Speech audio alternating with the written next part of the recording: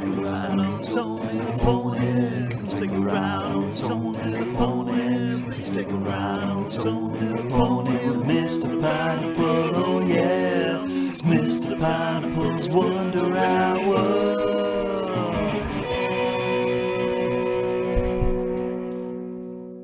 Shall I do the intro? No, I'll do the intro. Go on then. Oh, you froze. No, you've not froze. You were stuck in a position. You looked very mongy. On today's podcast, we talk fanny tears. Let us know in the comments the worst fanny tear you've seen. Is that it? Yeah, that's the intro. Well, hello and welcome to Mr. Pineapple's Wonder Hour. You let me do the intro this time. Yeah, that was interesting. You got fanny tears on the mind. Always got fanny tears on the mind when you're about. That is true. I do like to talk about them. The live stream of Tsushima last night turned into a wonderful discussion about vaginas. Yep. Just chatting about with Dr. Molly. Yeah, Dr. Molly and the man of many coats himself, Liam. Yep. Who said that it looks like an alien. Yeah, and I thought you were on about my cousin's baby. And we all assumed he was talking about a fanny. And you was right. Correctly, yeah. But no, how are you, Mr. Pineapple? I've got a bit of headache today. A bit of headache, not a full one. I've been doing nothing but stream the past. I know. And every day you're like, oh, I'm going to have a break tomorrow. And then next minute, oh, share stream. I'm like, mate. So I might have to have a day or two off. You're going to have square eyes. Although I did say that I'd play some Saints Row 4 with Grandad Dick later today. Yeah, you did. Well, I can always do that on Sunday, though, to be fair, because we're obviously recording on the Friday this week. Yep. My Sunday's opened up. You got a Sunday free. First one in a while. Yeah, God knows how long. So you can go to church. I mean, I've been in a church before. But God's your favourite guy. He is my number one guy. But I just practice religion in my shed, my church. Do you have a dead cat on a monster? No, there's like a lawnmower, spade, and normal gardening shit. Mower of lawns. Yes, the brother of Bray Wyatt. Yeah. Yes. Nice. You don't have a hairy pineapple, do you? No, because it's Friday, and I normally plan it on these Friday and Saturday, my hairy pineapple. So you've ruined my schedule. I've ruined everything. I'm all over the place. You don't know what day's up and down. I'm sure, yes. Let's do a cheeky on the fly one, because I can't even talk about the films I've watched, because I've only watched one since the last time we spoke. Same. And that was a film I've discussed in depth on this podcast already many times, Police Story.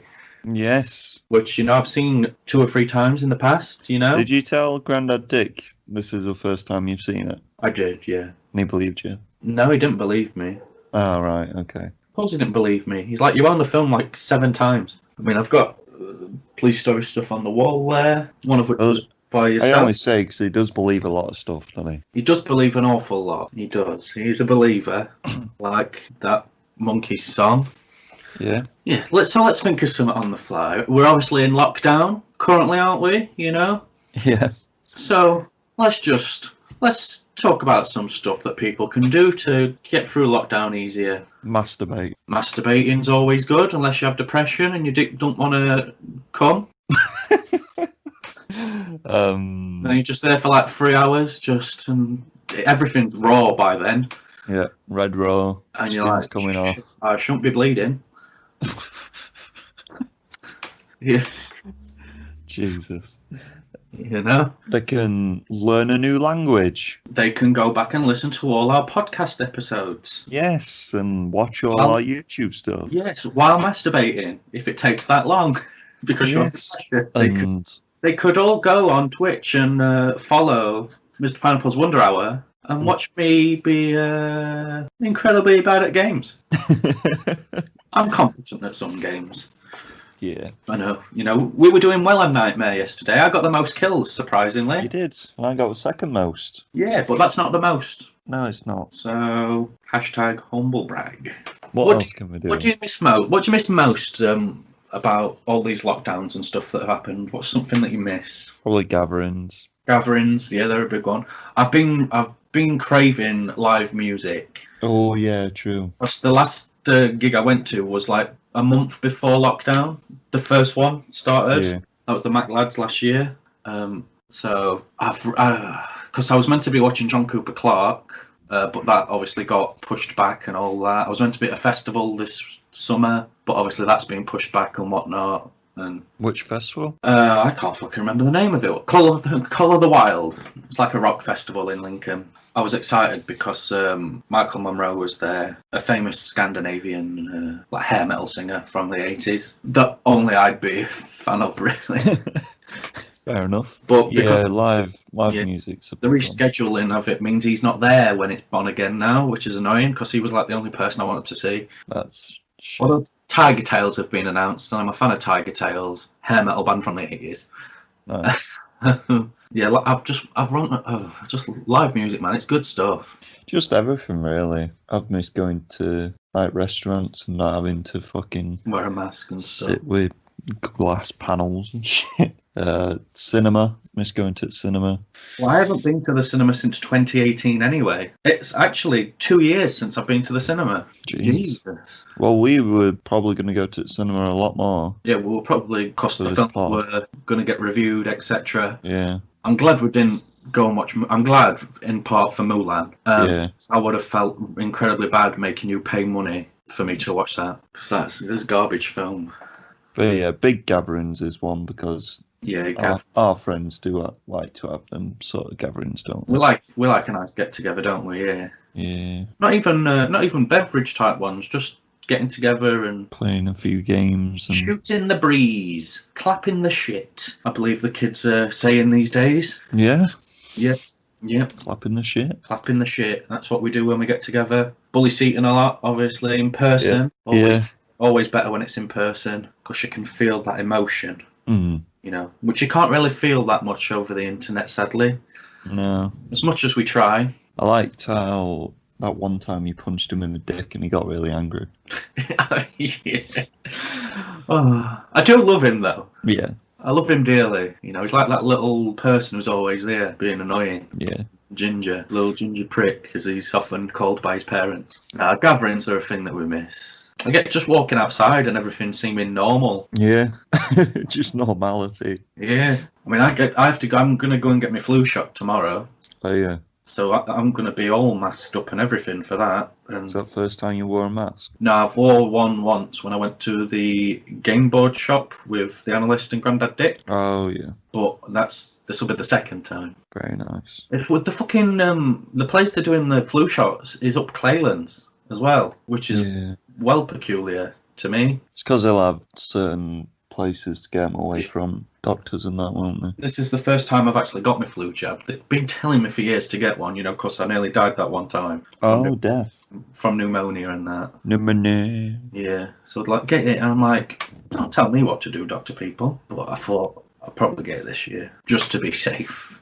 Just to not die from fluenza. Because I've got body bodies, haven't I? You've got bodies and floddy coddies. Some say yes. Is that the hairy pineapple? Best we could do on short notice. What with you changing my schedule? How many times are you going to say that? 4 or 5. Let's go on to the small pineapples. Trailers.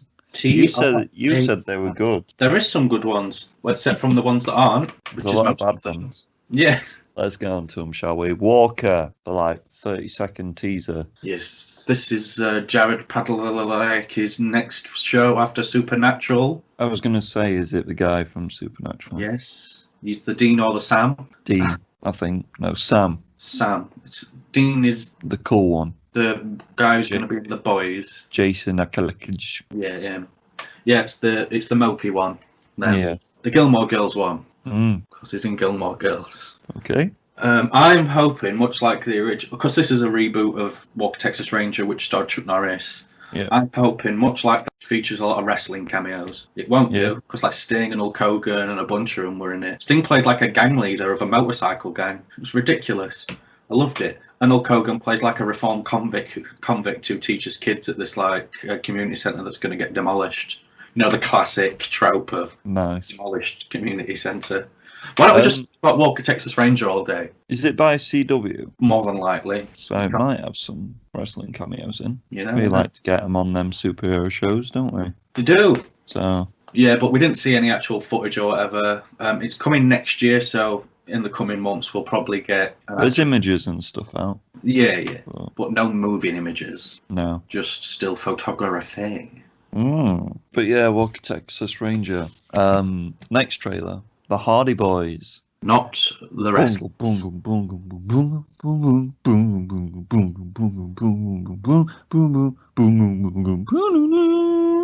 I don't know what that was. The Hardy Boys theme tune. No, it wasn't. Yeah, were. That was very far removed from being the Hardy Boys theme. That was exactly the Hardy Boys theme. If that was the Hardy Boys theme, then you're really, really a good person. You do it then. Nope. Yeah. This is a group of kids solving some supernatural stuff, in it. Yes, it's about the Hardy Boys. And the group of kids. Their mum's like some kind of Cunt. detective or adventurer. I'm not entirely sure. And they move to this place, and it's like a shady place or some shit. Remote town. It's based on them books, the Hardy Boys from the olden days that everyone liked. I just enough of kids in a period piece. Yeah, it's a period piece as well. In a remote town solving supernatural stuff. So it's popular though at the minute. Hopefully it dies a death soon. It might be a good show, who knows? Not you, apparently. No. Yeah. Because Stranger Things is out and they'll just watch that instead. Happiest season. Christmas stuff. Film. Like at Christmas. Lesbians. Like a lesbian. And like I'm straight to my parents. Yes. And then she does the joke in the closet. Oh yeah, that was so on the nose. I like the look of this, mostly because I like Christmas shit. Everyone's favourite lesbian, Kristen Stewart. Yeah. Mackenzie Davis is also in it, and Alison Brie, and Mary Steenburgen, and a man whose name I can't remember. But I've seen him in some stuff, but I can't remember what. Victor Garber. Gobble, gobble, gobble. He's actually gay in real life, but playing a straight man. Hashtag straight roles for straight men. Yeah. Not gay roles for gay men. But it looked alright. It looked Christmas. And me saying a Kristen Stewart film looks alright is... She's a good actress when she wants to be. I hate her. Oh. I ain't seen one good film with her in. Adventureland. That's got that other guy in, so it just annoys me. Ryan Reynolds. No. Bill Hader. No. Martin Starr. No. Oh. But yeah, if you like lesbians and you like Christmas and you like gay men pretending to be straight to an old woman. Mary Steenburgen, who's married to Ted Danson. She didn't even look old. She looks like nearly the same age. She is old though. Oh, it's that drinking baby blood, isn't it? How they do in Hollywood. Yeah. Yeah. Shall we get on to the next trailer? Why are you trying to stop me? Let's just move on, shall we? A film with all the bad accents. Oh, yeah. That's why I included this one. Wild Mountain Time. That's time spelt like the herb. Yes. Not the clock device time. Christopher Walken. He's Irish. Emily Blunt. He's Irish. And that other guy. Great man is Irish. John Hamm, American. It's probably the worst acted trailer I've seen in a while. Well, there's 3 good actors in this film. And it looked horrible. I don't know. I don't understand any of it. I don't even know what to say about it. It's like a love story between her and the guy that her dad don't like, and then his cousin comes with a fucking Rolls Royce for it, and then she's like, oh, you're an American, you've not got a weird shit Irish accent like me, I'm gonna fall in love with you instead. Oh no, to be fair, we saw all the film in the trailer, to be honest. Jamie Dornan is actually from Northern Ireland, and his accent is the worst one. What is this all about? Madness. I'm guessing you're good at accents. I am. Say it. Well, the Irish one. No, the Japanese one. That means something in Japanese. Let's move on. Super intelligence. Yeah. I included this one because that exact reason. Melissa McCarthy, she's done good films, hasn't she? Jesus. She's in a couple of good films. Yeah, not when you put her with James Corden. Oh, no. Not at all. You sound just like James Corden. I'm not James Corden. Here's some pictures of James Corden. God, It's shit looking. it is shit looking. Yeah, Melissa McCarthy plays a normal, everyday woman. An AI that takes the voice of James Corden wants to blow up the world if she can't prove that humanity's good in 3 days or some shit. And then it goes downhill from the opening of the trailer. Yeah, and she can't sit on a beanbag. And It's- that's funny. It looks lazy in its comedy, and James Corden's in it. Next trailer, Breach. I mean, this looks trash, but good trash. Yeah. Bruce Willis's next endeavour. Yeah, Bruce Willis has not been. He's been on a downward spiral pretty much since Pulp Fiction. His last great film came out 8 years ago. What's that? Looper. Oh, yeah. Because Looper's amazing. That's by that guy that no one likes. I like him. I do, but I like every film he's made. Well, I that's mean, just me. I haven't watched them all, but Real film fan. You need to watch Brick. It's awesome. Yeah. that fucking dog, I'm gonna rip its dick off. Oh, I'll go and shut the window. Yes, Breach. A bunch of people are on this like spaceship that's traveling to New Earth. New Earth. And there's been a breach and there's an alien on board. You know what it reminded me of? Alien. Doom. Doom, the Yeah. film. Yeah, it reminded me of Doom. Yeah. Big bald man and gun and alien. I'm on DVD. You own it on DVD? My parents used to get me all the Dwayne The Rock Johnson films for Christmas. Being a Oh. wrestling fan back in the day. That's cute. So I've got like all his early works on Very. no, because that's not his early work, is it? He'd been an actor for 8 years by that point. Calm down. Jesus. No, I'm an angry man now. But Tooth Fairy is an awesome film. Yeah. It's not, but It's what is a good film is the game plan. the game plan, yeah. The game plan is awesome. Yeah. And I will fight anyone who says otherwise. I will literally fight them to the death. Yeah. I watch that a lot. I watch it a lot still now. Yeah, same. That's a almost 27-year-old male without kids. Yeah, that's a bit weird. It's Dwayne, man. He just draws me in. Yeah. Especially when he's singing Elvis. And there's a bunch of Elvis in it. I'm a fucking Elvis fan, you know? And he has a wardrobe full of Chanel products to get to his conquests. Yeah. A lot of time for it. And that spaghetti. Yeah. And his dog. He's got a cute dog. And he's got a good. sofa, but that sofa's not good for his back. Nah. He's got a good bath, though. It does. And then all the bubbles everywhere. It's just... What are we talking about? Game plan. All right. I know what I'm going to review on a future episode. Should we move on to Yip Man Kung Fu Master? Yeah, just briefly about the breach again. It's about an alien that thinks, and that shit, we have to kill all these aliens before we reach New Earth that's not dead like the old one. Otherwise, we're going to infect the shit out of it, aren't we? It's like generic sci-fi film. And also Thomas Jane's in it, and he's in Money Plane. So, Oh, yeah. Yeah. pretty much film of the year. Sums it up for you, doesn't it? I'm going to watch the shit out of it, mate, if I'm being honest. If you can't say it looks super fun in a bad way, Yeah, it does. like the previous two looked bad in a bad way, Yeah. this looks bad in the best kind of fail deviation way. Yeah. Yip Man Kung Fu Master. Thoughts and feelings. It's not Donnie Yen. It's not Donnie Yen because it's got nothing to do with those films. All right, okay. And that's all I got. It's not Donnie Yen. No, it looked no. I don't know. I just didn't get a good vibe from it. It looked a bit... Right. The Kung Fu looked all right. The action does look good. It does look a bit more westernized than I would have liked. They're taking the fairly serious Yip Man story and they're turning it... It seemed quite fantastical at times. Yeah, it did. Which weren't for me. It did have a lot of Kung Fu Hustle vibes, especially with the axe gang and all that and stuff. I'm going to watch it, obviously, because I have to, but... We'll have to wait and see, won't we? They should have waited a while before doing more Yip Man stuff. That's just my opinion. I forgot to watch the last one. I'll watch it now because you need to. What, Max Cloud? Yeah, you have to watch it because it's the best trailer. So I've just watched the trailer for... Looks amazing, mate. Got a lot of time for that. Got quite a big people in it. It has got quite a big people in it, yeah. No, that looks good. It's our boy Scott Adkins. You know, we're fans of him on the pod. I have reached out to his people to try and get him on the pod, but he says no. Who the fuck are we? Stuff like that. So hashtag boycott MaxCloud. No, it looks good. Looks like a better version of Jumanji. Yeah. Yeah. Yeah. It's about MaxCloud as a video game character played by Scott, and a lady woman gets sucked into the game. And shenanigans ensue. Indeed. And it's got that one guy in and that other guy in. I don't know who those guys are.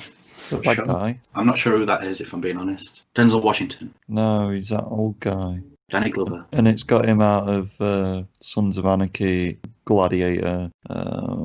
Sons of Anarchy, Gladiator. Oh, Tommy Flanagan. Yeah. Yeah. He plays the guy with the gun. And then... From Guardians of the Galaxy 2. Yeah.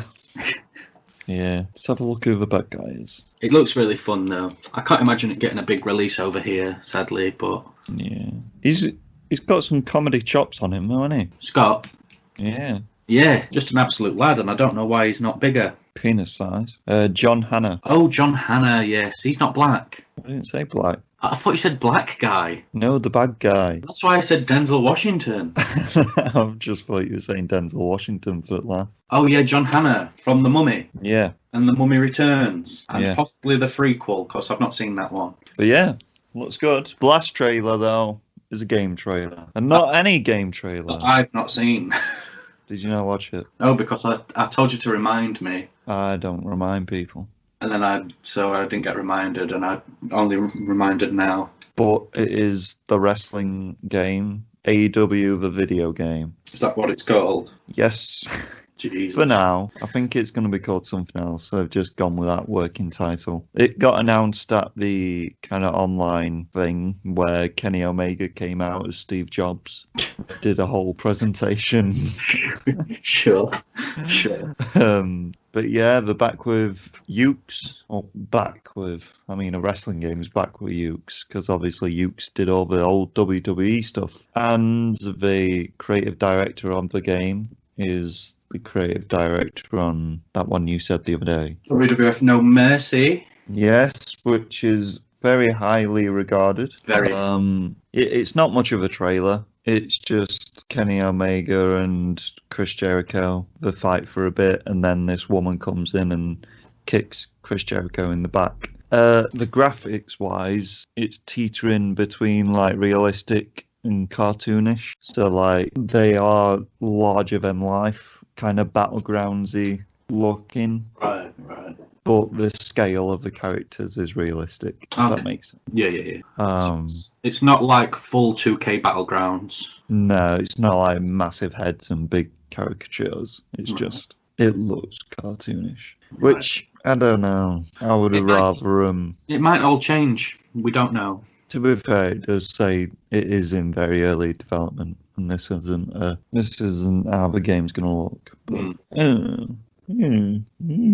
But I feel like with AEW, going against the grain with everything that kind of related to WWE, they're going to make it somewhat good, I hope. I feel like we're going to go down the route of making it very much like the old games as much as they can, which might be good or might be a disaster. We'll have to wait and see. Indeed. But they have also announced another game, haven't they? 2 games, I think. Two. I think they've announced 3 games total, I think. Yeah, I think 2 of them aren't the other 2 mobile games. Yeah, I think at least one's going to be mobile. Which, it's again fighting the... I feel like 2K Battlegrounds was originally meant to be like a mobile game. But then when... it all went tits up, they just slapped the 2K name on it, and... Yeah, probably. Because it plays very much like a mobile game. It does, to be fair, doesn't it? Especially with like the in-game currency stuff. And yeah. Shall we get on to the news? Let's do it. Well, the first big news we're going to talk is Station 5. Yeah, boy. Obviously, like reviewers on YouTube, and I think it's out in America now, isn't it? Yes. So yeah, people have got their hands on with the PlayStation 5, and I'm just going to talk you through a little bit of the features. First one I want to talk about is the cards system. This is what I explained the other day, where you can jump back into levels whenever you want, and then resume back to where you started jumping in. But they play it as like cards, so each level's got a different card to it. I don't think it's going to be on every game. It'll be on all the PlayStation exclusives, but then it'll just be on whatever developer wants to add that into the game. Yeah. But yeah, it's quite good for trophy hunters like yourself. I am a trophy whore. Yeah. That has been well established. Yeah, so you can jump back into different levels, complete them 100%, and then go back to where you jumped in. It's just a cool little thing, isn't it? And you won't lose any of your progress as well. With the SSD loading, it will make it super easy to do. So you won't be sitting around watching Spider-Man in a fucking train for about 2 minutes while you do that. As well as it's just obliterated load times, really. This SSD computer shit, nerdy shit. But yeah, I saw a video the other day of comparing the PS4 Spider-Man to Spider-Man Miles Morales, the loading time. And do you know when you exit a mission on the PS4 one, and then you have to kind of look at the like still picture? I mean, it's cool to look at, so it looks pretty, but there's that, and then the PS5 one's him just like walking out a door or something. Right. Just like, yep, you're back in the game now. There's basically no loading times, which is, it's just cooler, isn't it? The DualSense controller with its haptic shit with the rumbles. Rumble.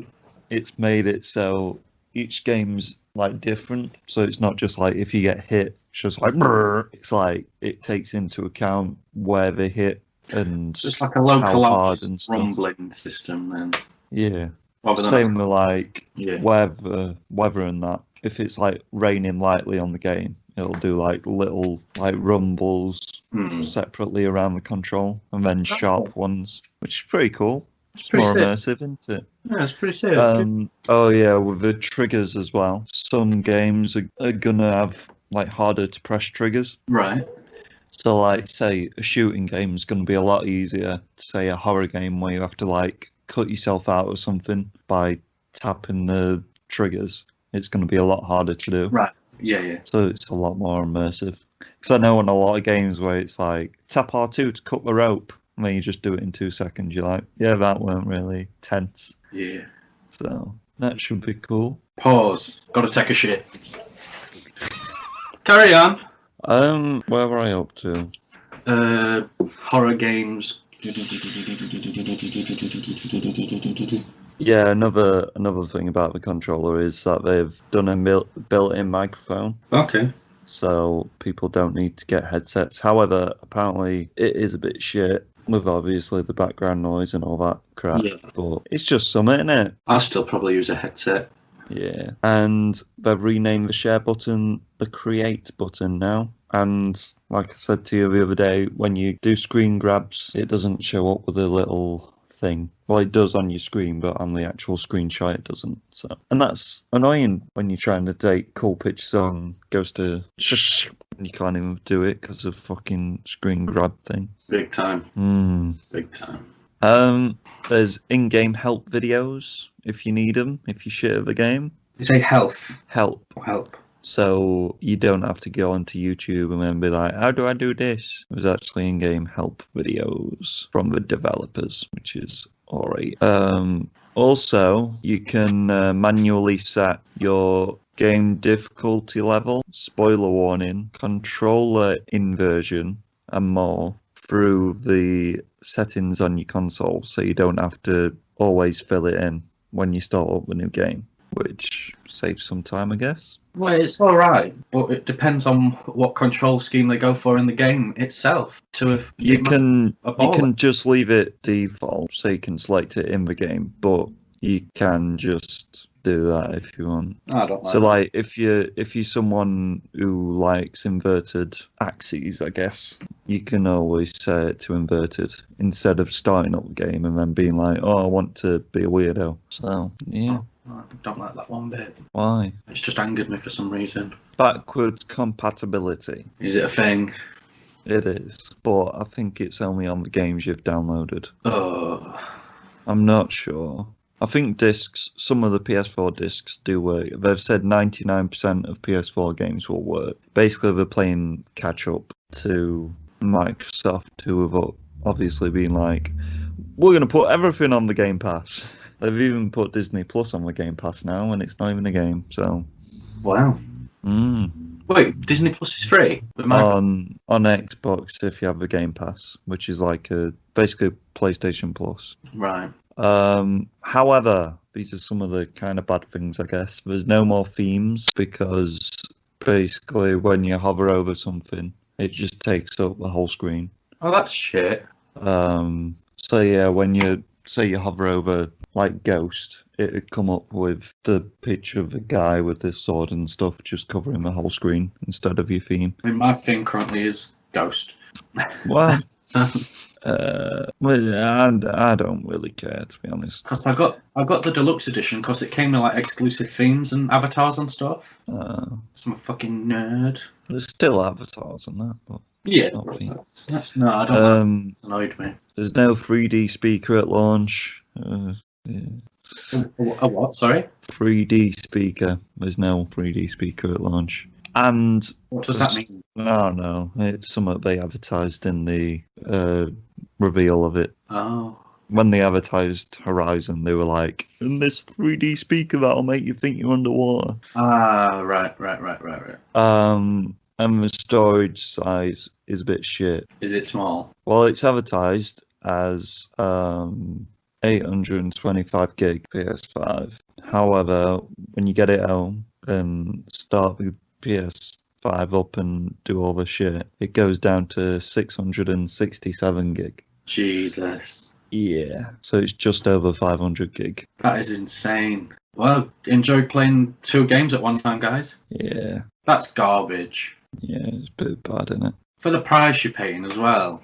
Oh no, I think PS5 UI only takes up 21 gig, but it changes on like what games you have installed. So they're saying here it's 667, but yeah, bit mental. But yeah, that's PS5. Most of it sounds cool. I mean, that storage size, bit mental in it, but I don't understand why they put so little storage in. Don't know, mate. Don't know. Nah, not for me. You're not getting it. I'm gonna get one, but not for me. Why? I'm gonna get one though. Yeah, but it's not for you. Not for me. Next bit of news. The Spider-Man game has, the Spider-Man remastered, so the PS4 one that remastered on the PS5, has removed the Avengers Easter egg. The tower? I think they've removed the A from the tower. Why? Because they didn't want to...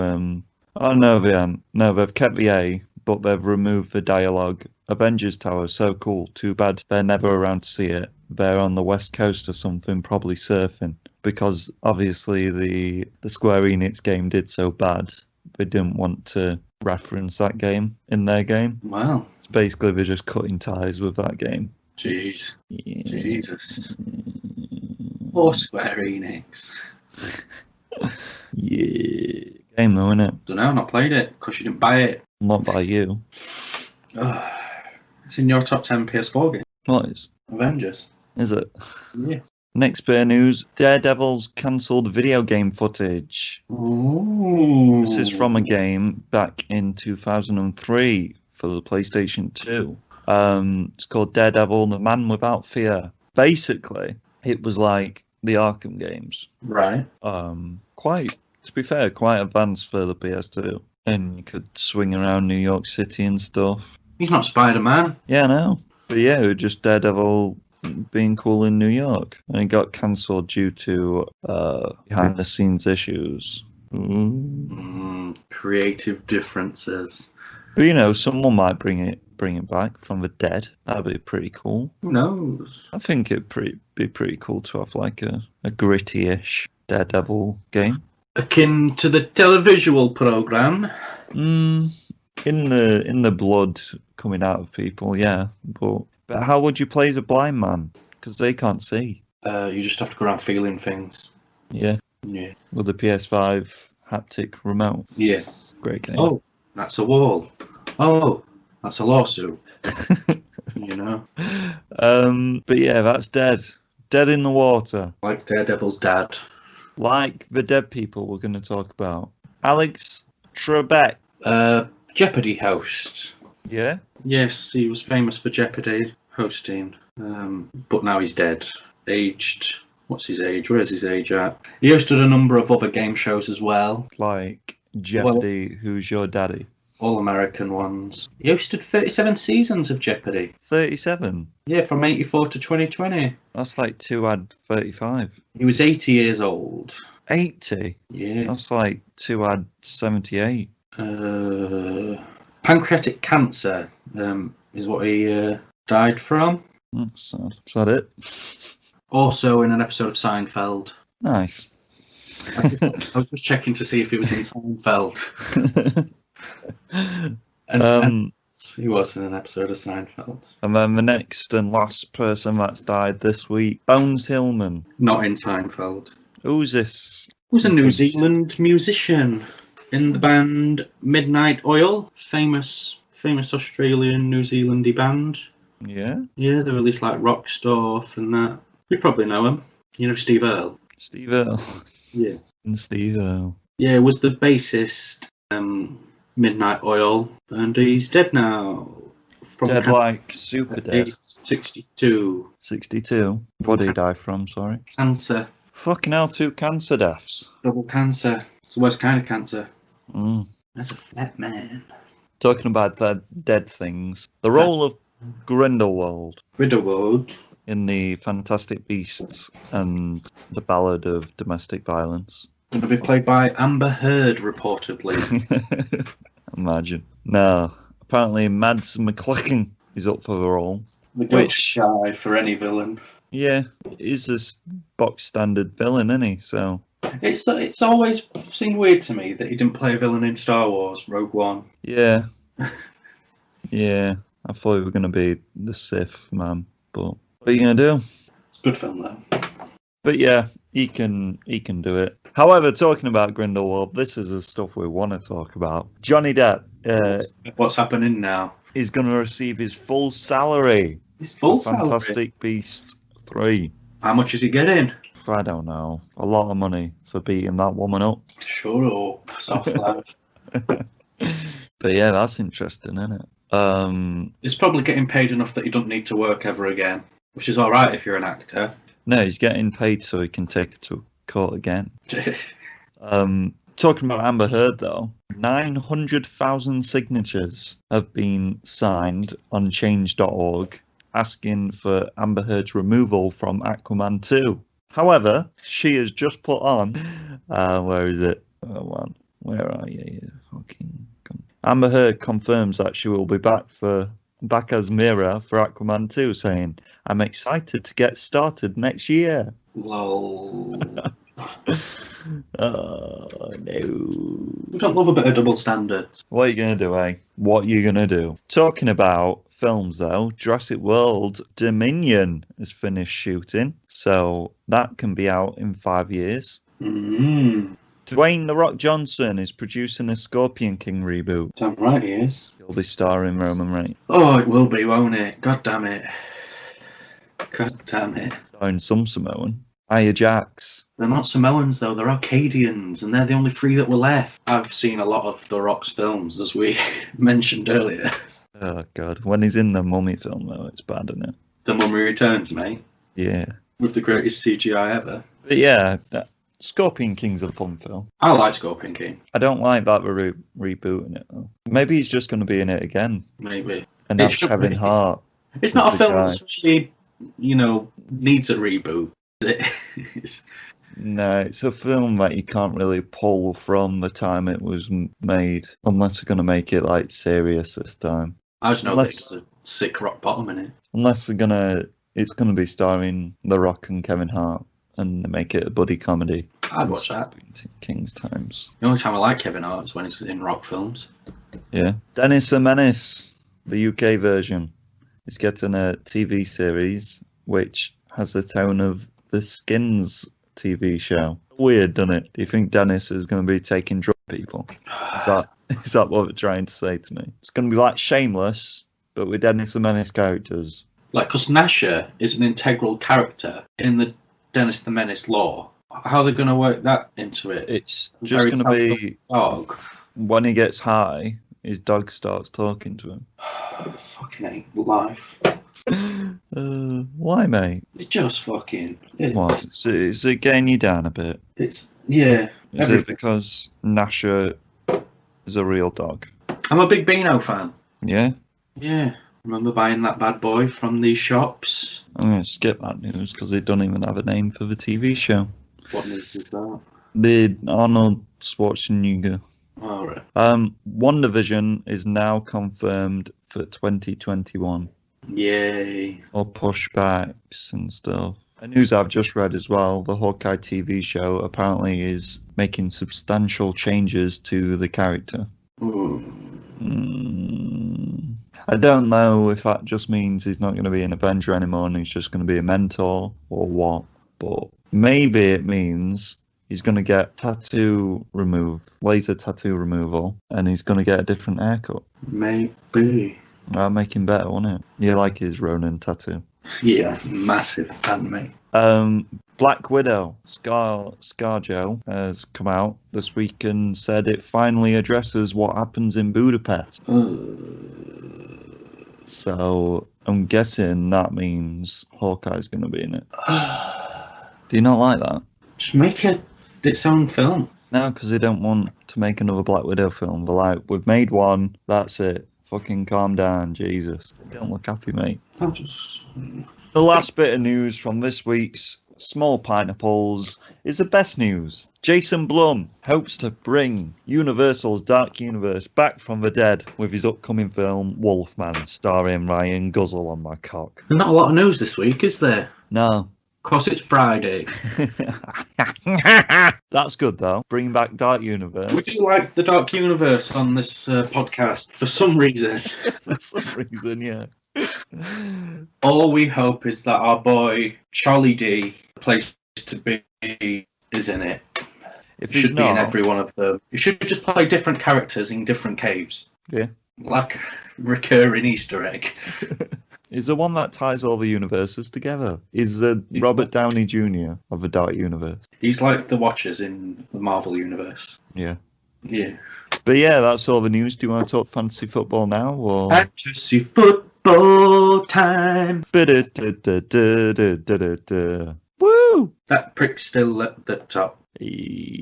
I'm going to win. I don't think you are. One of these days, all your players are going to get injured and you're going to forget to look at the fucking app. I mean, when Harry Kane inevitably gets injured, I think that's when I'm going to start losing. Yeah. It's going to happen. Yeah. But what are you going to do? I'll just put Bale in instead. Go on, then, give us a little roundup. Well, Ryan's roundup. GD's still in the top. He's in the top 5 again. Grandad Dick. Ooh. It's all changed in the top 5. I'm in 9th. Seaton is above me. Seaton? But that's because I accidentally swapped out like 6 players. Jesus. And got a 20-point penalty. So I would have been on the same points as Seaton, I think. Yeah. Had I not been a dum-dum. Big dum-dum. Jamie Manning, Colin the Cockerney himself, is in 10th. The analyst is sadly in 11th, but that's because he took a bit of a hit on the week before. Yeah, it's true.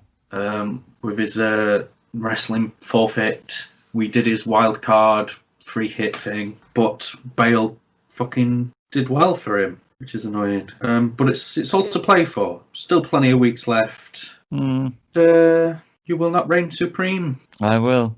Nah, fam. Nah. Is that your roundup done? Weekly roundup done today. Is it another week break as well? Probably if international duties are on. Yeah, dead week. Game week 9 deadline 21st. Yes, then. That's upsetting. You don't even like football. Yeah, I do. Right, let's get on to our big pineapple. You know, we talked about the PS5, so now it's time to talk about the PS4. The death of a generation. Although Sony have said they're going to phase out the PS4 over a 3 to 4 year period. It's long. So that means we're still going to be getting games, at least. But that's like half the lifetime of a console. Oh, I don't care. I paid a fucking shitload for a PlayStation. I wanted games still. It'll be good if there's cross-play between PS4 and PS5. That would be tasty, tasty action. Right. So we're doing, the top 10. We're top 10 in it, boys. Top 10 PS4 games. Yeah. Some of them are exclusives. Some of them are all games around the world. Oh, he's showing me his dick. Who wants to go first? You! With my top 10 spot. In this like normal list that we do, we'll get up to the number 2 spot, then say some cheeky honourable mentions, and then we'll let you know the number 1 choice that we've got. Ordering these games were one of the hardest things I've ever done in my life. Yeah, because my top one... Fucking motorbikes. ...is contentious. I mean, you're not going to be happy with my 10th spot, so should we just... Right, go on then. Number 10, Horizon Zero Dawn. Why? Because, like many games I play... You didn't finish it. I didn't even play a lot of this, to be fair. But that even shows you that it's a really good game, to be fair. Because I put it on there, and I've actually got honourable mentions this time. Oh my. Yeah, and I've got a lot of them. And just Horizon just stuck out, though, because it's one of them kind of have hit that very narrow genre of like what's not been done yet. It's fucking good.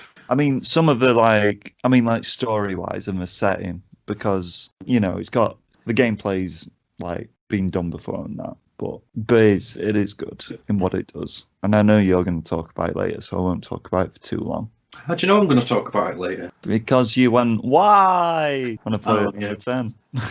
But yeah, the setting's really cool. But like the mix of open world and the combat and the kind of like detectiveness of it, where you're looking around them old caves with Charles dancing. In a cave. But yeah, Horizon, I'll leave it there because I know you're going to dive into it a lot more than me. So much similar to my 10, which I know you will dive very, very deep into. You're not going to like this here. It's God of War, but still in the top 10.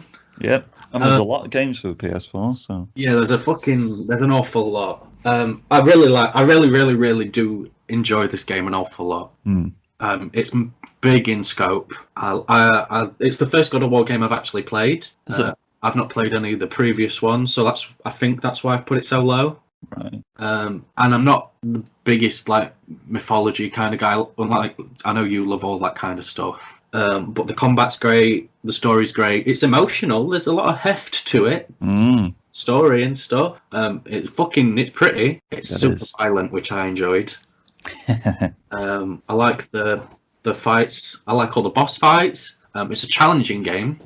Even on like the easiest difficulties and stuff, it's still a fucking it's a challenge. But I've a lot of time for it. But I will leave that there and let you do the deep dive, because I assume that's up there in your list somewhat. I think I know where it's gonna be. Number 9 is Devil May Cry 5. With the Devil May Cry franchise, they've been all over the place. The first one is like, I think the third one in the timeline or something stupid. It's all confusing, the story of it, but defining the hack and slash genre. Dante's just like one of the coolest protagonists. I mean, who don't love the shirtless trench coat, sword, 2 guns, white hair? I've only played the first one on the PS2. Oh yeah. Which I own. It's right there. And I've played the first level of 3, but I never got past it because it's super fucking tough. Yeah. Like, it's ridiculously tough. Have you got the original version of Devil May Cry 3 then? PS2, yeah. Yeah. Because they released a special edition where you could actually select the difficulty. It's hell. Yeah. It's a hard game. But, it takes a fucking Bible story and makes it cool as fuck. Dante's Inferno and that. There is a lot of cool Bible stories, to be fair. Yeah. Just not like Christians. But no, this has come after a reboot a reboot of the whole franchise as well, because they rebooted it with DMC Devil May Cry, where they made him like an edgy millennial. Is that like a remake of the first one then? It's a remake of the third one, because the third one is the first in the timeline. Right, yeah. But it's still a good game, DMC. I think they really hammered the combat in that. They made it a lot more smoother and stuff. But this one follows on from Devil May Cry 4. It's a whole thing. I feel like you need a whiteboard, pins and stuff. Because you play as Nero, V, and Dante in this one. So you plays 3 different characters. Right. At different times though, so it swaps you in and out of their stories, which is pretty cool. Do the stories overlap at any point? Yeah. Right. So you're all in the same time period then? Yeah. Yeah. And if someone's playing the game online and they're at the same point in the story as you, they can like you both your games like mold into one. Oh, cool. And you can help each other out and stuff, which is always fun. That's pretty yeah, it's possibly the smoothest hack and slasher out there. Even more smooth than God of War 3? 3. Oh, no, I just thought I'd say it. Yeah, because it's a different kind of, it's all over the place. It's not like a behind-the-shoulder camera. It's like an open... I don't even know how to describe it. But yeah, everything from the story to the cool protagonists to the cool kind of demon world that's always in them. It's just Devil May Cry, innit? I need to replay the first one now. It's good. There's no better than flinging an enemy up in the air with your sword and then just blasting them with a bunch of dual-wield pistols, mate. Yeah. And in this one, with Nero, you get like a rocket arm that you can surf on. I mean, I don't even know Nero is. Nero's... No, I won't say that. Spoilers for the whole franchise. But right. He's a protagonist in number 4. Don't know if you ever saw any gameplay of number 4 or anything. After 3... He's got a revy sword, so you stick it in the ground, you go vroom, vroom, and it revs up and gives you more power when you hit people. Beautiful. It's cool shit. Nice. It's just a cool world like the games are franchised in, sure. But yeah, Devil May Cry 5 at number 9. In at number 9, right, I'm just going to say, I've tried to not go with like remasters or remakes too much in this. Yeah. I've got one. Because if I was going to do that, I would have included many other games that I've previously played on the 360 and all other console kind of things. I do have a couple in here, but I could have filled it with things like Sleeping Dogs and, things like that. Because I love Sleeping Dogs an awful lot. Yeah. I play it through at least once a year. And there's not many other games that I do that with for some reason. So with that in mind, in at number 9 is AC Odyssey, because I could have picked Black Flag or any of the others that have been remastered and redone and ported onto this console. Yeah. But I've gone with AC Odyssey. The second to last one, because obviously Valhalla's out now. This one is the Greek set one. Where to start? This might be the biggest game I've ever played. It's fucking massive. Yeah. It's huge. Hundreds of hours. I've platinum this game. Hundreds of hours it took me to platinum this fucker. And I've not done any of the DLC yet. So, I like the fact you can play as a man or a woman. You get to pick at the start, which is pretty cool. I chose to play as the woman. And then I went and climbed on a bunch of statue dicks and sent you pictures of me dangling on cocks. Yeah, you did. I did that often. There was you like to dangle on cocks, don't you? Yeah, there was like a period 1 week where I just sent you cock pics every day. Oh yeah. It's got a good story, Again, much like God of War, I'm not really into the mythology and all that stuff, which this obviously has the Greek stuff in, but it fit really well. There's a lot of side quests, and a lot of them are really good. Like you have to fight Medusa in some, and like you have to outwit a Sphinx and stuff to get like these orbs and stuff. That's cool. You have to kill like what are the one-eyed things called? Cyclopses. A bunch of them. They're bastards to kill. It's really tough. Medusa's probably the hardest person in the game to beat. She's just a fucking bitch. Weren't a fan of her, mate. Fucking turning me into stone, fucking bitch. columns, mate, and then pop her off with some arrows. Don't know. Yeah. Yeah. The combat system's great. I played Origins, but I didn't play all of it. They took, because obviously that revamped the combat system. Yeah. This made it a lot smoother. Right. Again, much like God of War, it's fucking pretty. I'm pretty much going to say that about every game on the list for me. It's just, they're wonderful to look at. Yeah. I've never been to Greece, but I want to now. After I've been many times. It probably don't look like it did then.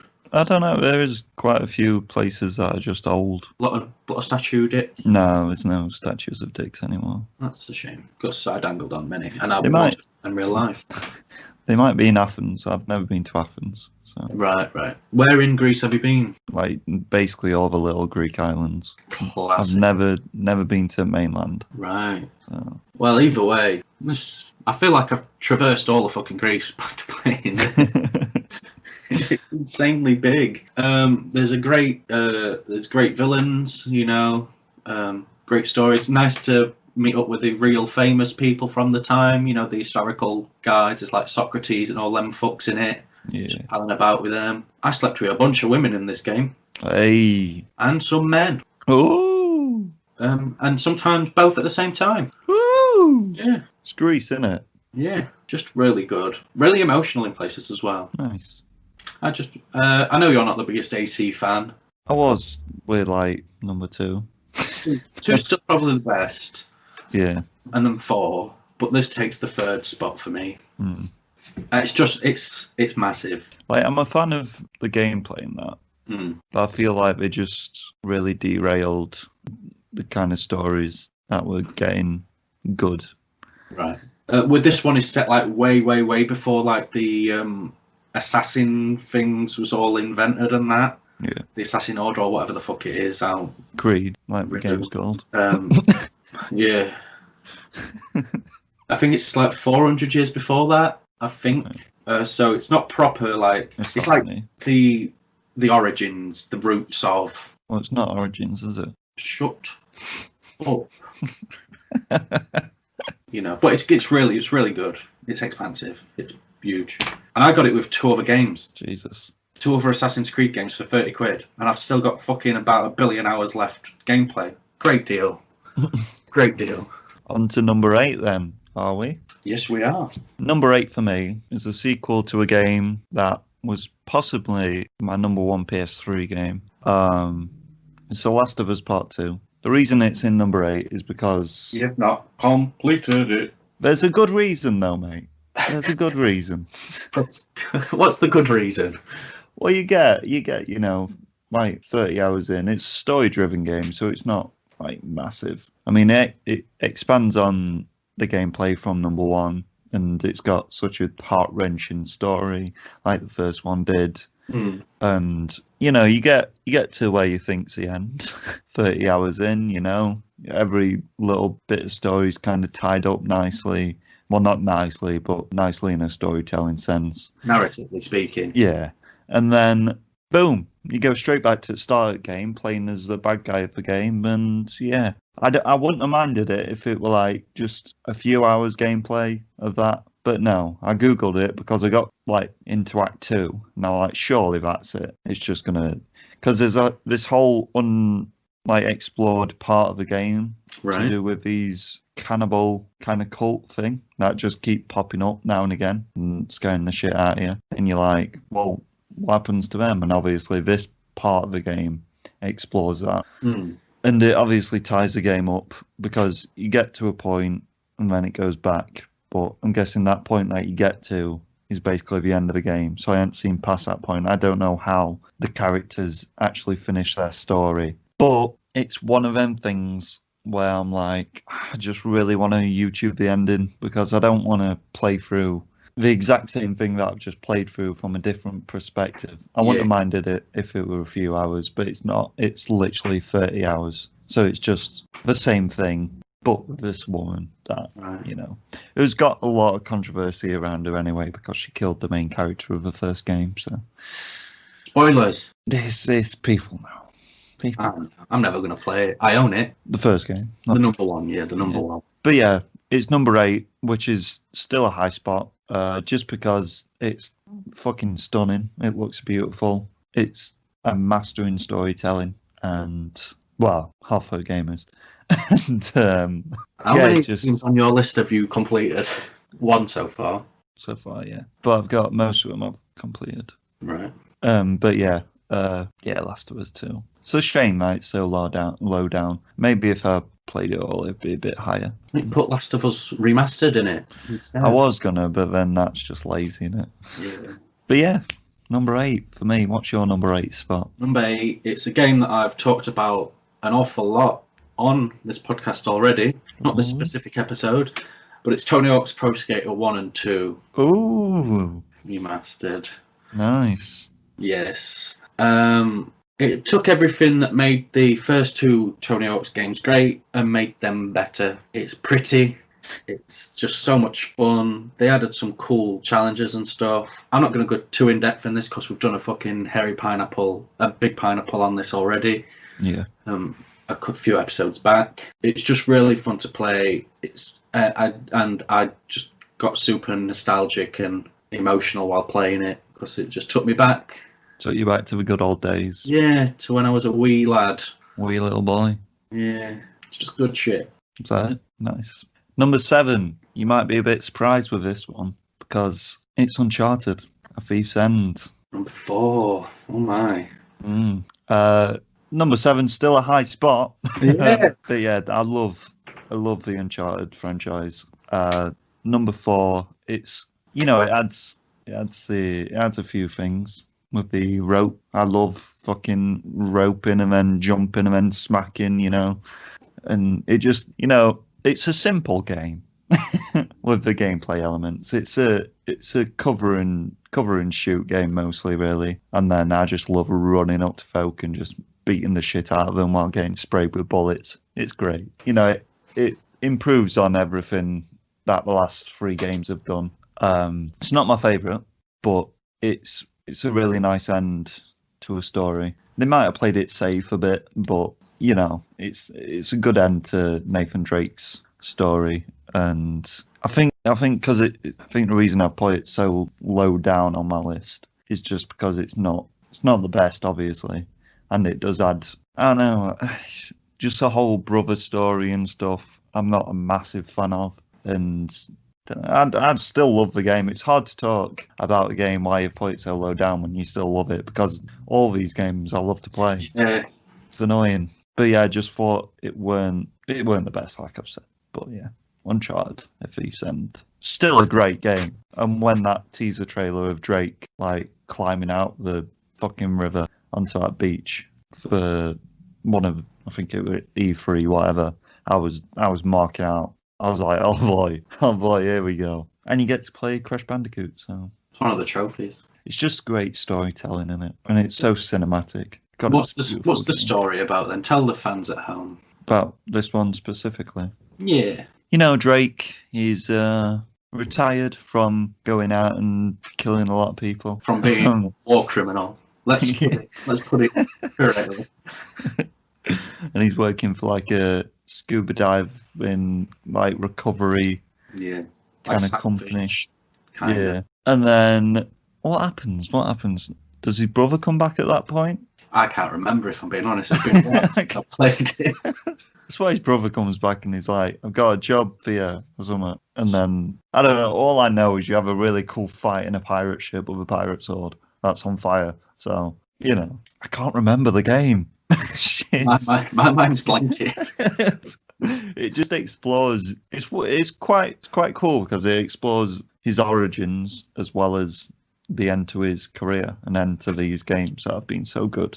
I don't know if we're gonna. I don't want him to do another one, to be honest. Well, we've got Lost Legacy now, haven't we? We've got new characters. Yeah. To play as and stuff. I just kind of want him to leave that just as it is at the moment, at least. I want him to create a new IP, because Naughty Dog is such a good games company. I mean, number 8 and 7 are their games, so. But yeah, number 7, Uncharted, Thief's End. What's your number 7? Well, number 7's a game that I've mentioned a lot since the advent of this podcast. It's a game that I've put, I think I've got almost 7 days playtime in this game, which is quite a bit. It's Trials Right. Hey. There's not much to say, really. It's an arcadey game where you have to get from point A to point B on a motorbike, and there's all manner of obstacles in your way. There's jumps, and there's interactive bits, and there's fucking water and flames and fire and boulders that are chasing you, and lifts and mechanisms, and it's wacky, it's fun. I like customizing my characters and my motorbikes to be cool. I'm currently wearing like this shiny purple like jacket with a cowboy hat and some jeans and some cowboy boots. Nice. It's just good shit. I'm in the top 3% in the world on this game. Yeah, you are, aren't you? Which is possibly the greatest achievement of my life. I've got 2 degrees. It's so fun to play. Even if it does stress me the fuck out an awful lot. There's a wide range of map types, difficulty types, you know. The extreme levels, they be tough. There's a few that I've still not managed to do yet, which is annoying because I want to get them done. They will get done over time eventually, fingers crossed. But it's certainly a game that I will never be able to platinum because some of the trophies are just insanely difficult. It's really good. It's really, really good. All the DLC's great because I've obviously bought all that. It's good shit, and I recommend it to anyone. It's a game that you can just pick up and play. You know, if you've got half an hour spare, or if you need to go off, or you can lose like a bunch of hours in it. I'm guessing everyone's played a game like this. Yeah. Because there's so many fucking flash games that are like this. You know, when you're in school, you're supposed to be doing ICT. You're just on that computer with that fucking motorbike, aren't you? Yeah. Stop playing those games. I could have included Trials Fusion as well, which I do have on the PS4, but I think this one does I have that one. beat that one for me. Is that the one with the unicorn on the case? I believe so. Yeah, I've got that one. It's good stuff. You can lose yourself in it and then be like, shit, 6 hours have passed. Kind of thing, you know. You're like, I'm gonna better that score, I'm gonna better my time, and there's like little challenges for each one. They're like, oh, do it all on one wheel and get extra points and shit, do a certain amount of backflips, get a certain amount of wheelie time or something. And that adds to it as well, so it's not just like a one and done kind of thing. There's a lot of stuff to keep coming back to, you know. And replayability. I come back to it often. Yeah, you do. I do.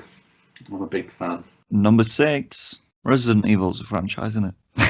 Here we go. This is my only remake it's happening on my list, and that's Resident Evil 2 remake. This game, I mean, Resident Evil 2's probably it's a very highly regarded game in the Resident Evil franchise. And, you know, the franchise has been up and down, to put it politely. And Resident Evil 2 took the best bits, well, this remake even, took the best bits from each kind of generation of a franchise and just made such a good mix of horror and shooter and story. It was just a great game. And I know it's a remake, but it just added to the spookiness. Yeah. The constant following of Mr. X and just Mr. X is a cunt. You know, you're walking around trying to do puzzles in this fucking police station. Next minute, this big fucking trench coat guy with a fucking fedora bursts down a wall, doesn't he? Hello! I mean, just beats the shit out of you. And it's just creepy because if you can't see him, you can always hear him. You can just hear his big fucking boots walking towards you. And you're like, oh, great. Which way is he coming from this time? And, you know, Leon S. Kennedy is my favourite protagonist in the Resident Evil franchise. And this was the first game, like the first playthrough of Resident Evil Resident Evil 2 I personally did. I've watched my brothers play the original, but I played this one. And it was just amazing. I loved it. And it looks pretty because it's done with the new RE engine, they're calling it. And yeah, I mean, they did, because I think what they're trying to do is redesign all the games and then like make the worser games, which are regarded as like 5 and 6 are regarded the kind of bad games because they went from full action. They went to, weren't it, kind of thing? Yeah, they went from kind of third person survival horror to third person B movie action thriller kind of thing. Which I mean I still love them because you're a mark. And I love the B movie kind of feel to it. Just the ridiculousness of it all. Especially 6, when you're fucking running from a fallen plane in China and there's big monsters everywhere. It's just insane. I don't know what kind of B movies you're watching, mate, if they can get a plane. No, like a terrible looking plane crash. Oh. And there's a guy who turns into a fucking zombie T-Rex. I mean, what else do you want? I mean, that does sound pretty sexy. But yeah, Resident Evil 2, just because it... I mean, there's another game that I'm going to talk about later that redefined the franchise again. But this, it's just a great remake. No room for Resi 3 in the list. What Resi 3 remake? No. Didn't enjoy it. Well, I haven't played it yet. I've played the demo and then I let it come out because I weren't a massive fan of Resi 3. I know it's regarded one of the best games. But yeah, I just don't like playing as a woman. No, I'm joking. He's not joking. My brother's got it and we was going to play it, but then lockdown happened. So right. He still hasn't played it yet, but I've heard it's like a 5-hour game, which is just mental to me. I mean, I know we did play that 5-hour horror game the other day, but a game like this shouldn't be 5 hours because you can get through it a lot quicker than we could get through that fucker. But yeah, and Nemesis isn't as scary as he was in the original. Basically, Nemesis followed you throughout most of the game in the original. In this, he's only triggered by like cutscenes in certain parts of the game, which is just... Right. Which is mental to think that they made Mr. X such a dominating feature in the number 2 remake. It just, I don't get where the... But anyway, yeah. Resident Evil 2 remake, number 6. In at number 6 for moi is 2016's Doom. Ooh, nice. Oh. I mean, what's there to say? Beautiful metal score, running and gunning and kicking and ripping and beating the shit out of demons as, you know, just Doom guy. It's fast. You know, I like my shooters where I don't have to hide behind shit. I just run and fuck shit up. You know, just the weapons are all great. It's great beating the shit out of everything in front of you. It's, again, a beautiful game. Even if it is set on Mars. Mars. It's tough in places, you know, it's got a nice bit of difficulty about it. It's just fun to explore everywhere. It's good shit. It's fun shit. And I don't know why I've not bought Doom Eternal yet, because that would probably be on the list if I had. Yeah. Yeah, I'll get it when it's cheaper. Yeah. I've not made a cash. Have you played Doom? No, I have not. Ah, mate. I need to, though. Would you like to borrow it? I own it on disc. Go on, then. I have been wanting to play it. It's really, it's so fun. And there's hidden rooms in pretty much every level where if you trigger them, you go into, like, the old school maps. Oh, that's cool. So, yeah, it's good shit. There's a lot of cool collectibles to get. Exploring in this game feels like it's all worth something. You know, like some games you could explore for fucking hours and not find anything or whatever. Yeah, this one, it's all good. It's just good. It's good. I listen to the score an awful lot. Nice. I need to play a good first-person shooter. I haven't played one in years. There's not many better than this. Cool. Highly recommended. Is that your number 6? Yes. Done? Oh, yeah. We're halfway now. We'd normally be finished by now. In at number 5 for me, these top 5 are very fucking close. It's so hard to... It's Spider-Man, you know. It's Spider-Man. Spider-Man games have been through the trenches quite a lot. You know, ever since the last good PS2 one, I feel like they've kind of gone downhill. There's still a few good ones in the pile of shit. I enjoyed Web of Shadows. Don't know if you played that one. No. And yeah, it's probably the only one I enjoyed.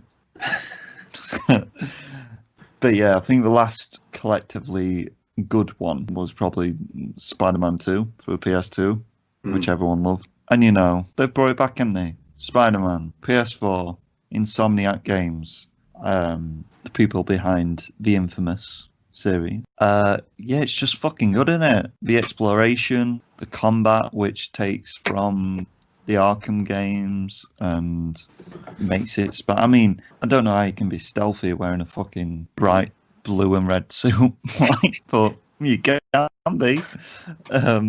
It's just cool, and it's got a really good story to it. Surprisingly, you know, Spider-Man needed this revival, and they just hit nail on head, didn't they? Really, and now it's one of the flagships of PlayStation. They're going full steam ahead with that franchise. I mean, with it being like one of the only exclusive launch games, pretty crazy. Madness. But I'll let you talk more about Spider-Man, because I'm guessing he's on your list. Why are you going to let me talk more about Spider-Man? How do you know it's on my list? Because you like Spider-Man. Don't. You've mentioned it a lot. So what's your number 5, bitch? Horizon Zero Dawn. Really? Yes. I thought it'd be higher than this. I know, it was tough. It was tough. I don't like where it is, if I'm being honest. I took a punt on this game because it's not normally the kind of thing that I'd play.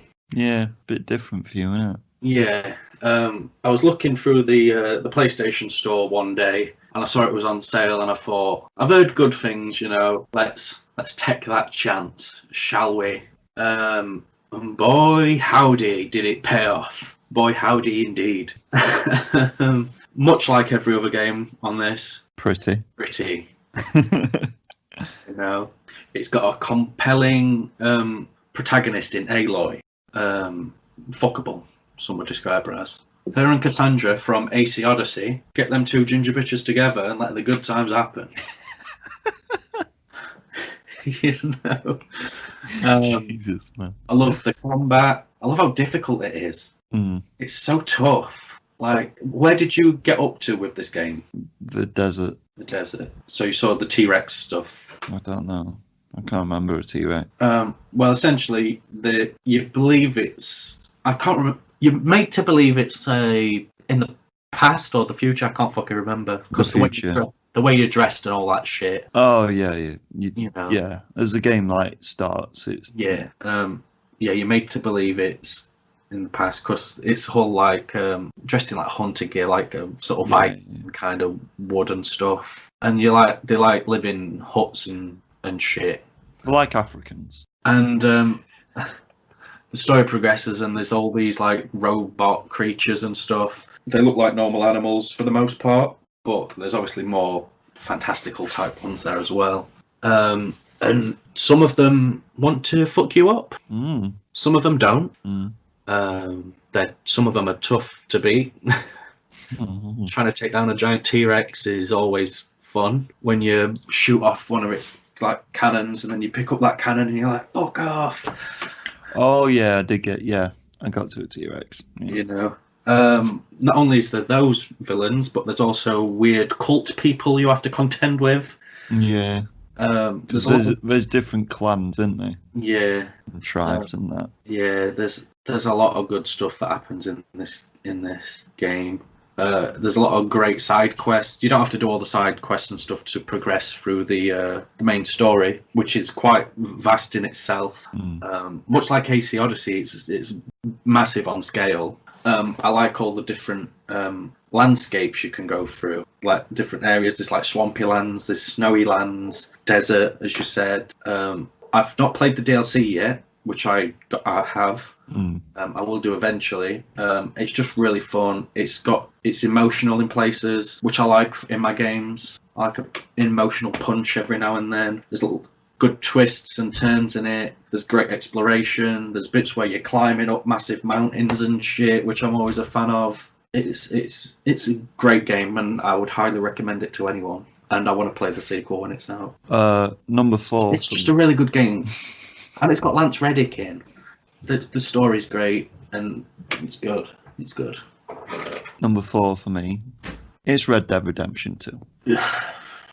Don't you me? You know, Pretty game. Very pretty game. It is a pretty For game. me, it's the least Rockstar game, if that makes sense.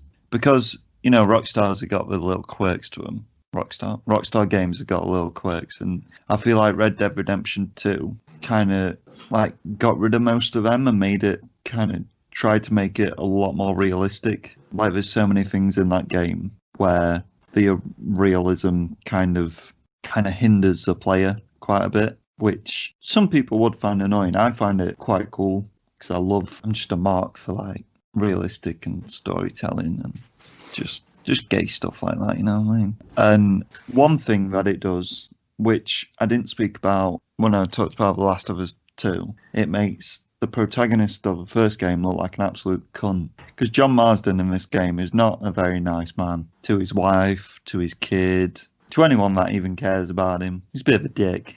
And Arthur seems like the more mature father figure to John, and I kind of love that because it is Arthur Morgan's story, but also you can see the character development within John to where he is in Red Dead 1. God, I was going to say 2 then, because it's prequel.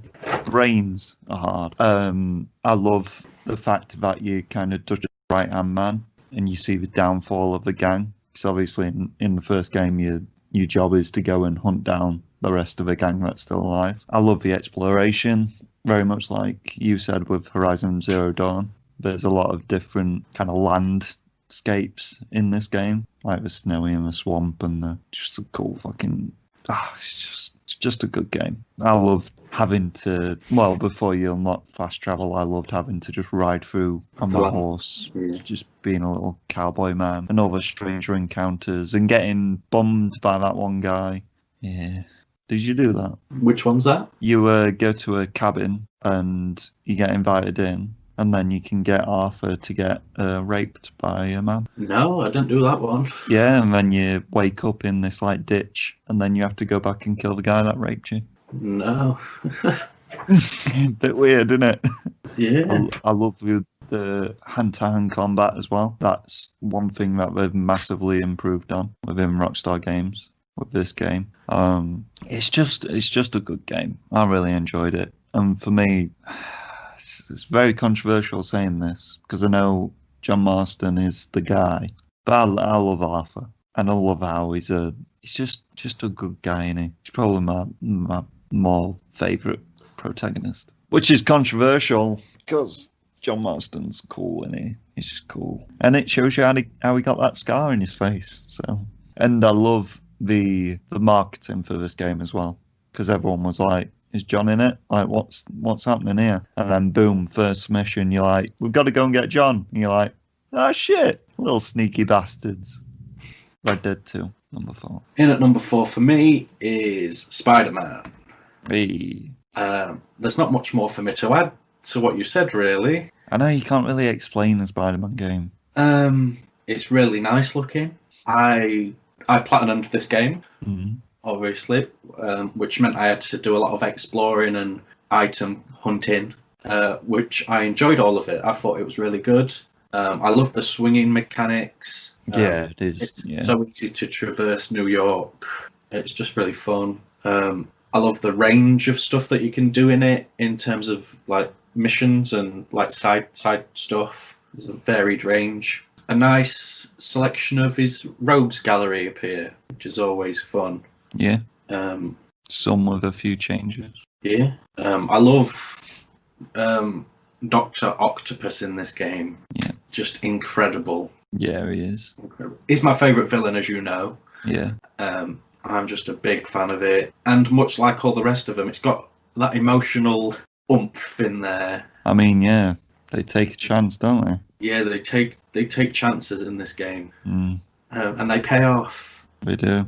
And I love it. Even if you could see it coming from a mile away. It's very good. One thing that is bad about this game is the missions where you have to play as the other characters. I didn't mind them too much. But It was I just- wasn't the biggest fan. I didn't mind when you played as Miles, but that fucking mission in the museum where you play as Oh, MJ. Yeah. Jesus Christ. It's It's probably the hardest fucking mission. Yeah, shame you couldn't skip them. It should have just been done in a cutscene, but yeah. Other than that, really good game. It's a fantastic game, and that's why it's so high on my list. The variants of his costume as well. There's a lot of unlockables and stuff, a lot of gadgets to upgrade and get, and Yeah. you know, trees and tiers and all And stuff. challenges and stuff like that. You know, this maybe could be swapped with Horizon Zero Dawn. Horizon Zero Dawn could be anywhere in the top 5. I don't know. You've done it now, mate. You've done it. So we're into the top 3. It's been a journey. It has been a journey. Number 3. We've been playing this game a lot recently, and that game is Ghost of Sushi Rolls. I hadn't even got off the first island of this game. It's all one island. The first part of the island, sorry, because the island's split into 3 different parts within the game. It is. That just tells you how good the game is. I mean, I haven't even got the fucking hookshot thing yet in the story. Jesus, it's such a pretty game. You need to finish the story, man. Like, Jin isn't the best protagonist. Oh no, he's far from it. He's very boring, but the island itself. He's boring at the start. I'll give you that. He gets better. Yeah, at the start, it just seems a bit bland, but the island itself and everything in it is really the protagonist kind of thing. Like, it's probably the prettiest looking game on my list, but it's a different kind of pretty, because it's not like super photogenic kind of. It's like game pretty. Weirdly, I can't describe it, because games like, you say, like God of War, for like the landscape and that, and especially Red Dead Redemption 2, that went for super realistic